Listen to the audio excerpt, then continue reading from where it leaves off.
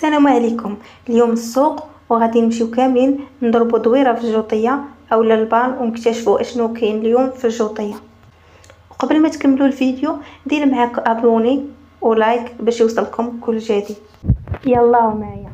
فقت الصباح وقضيت شي اغراض اداريه، من بعد شديت الطريق نيشان للسوق.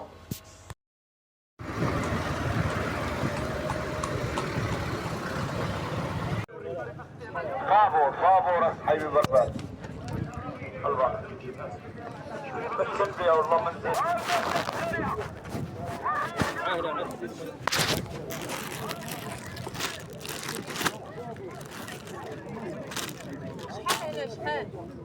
هذا 20 درهم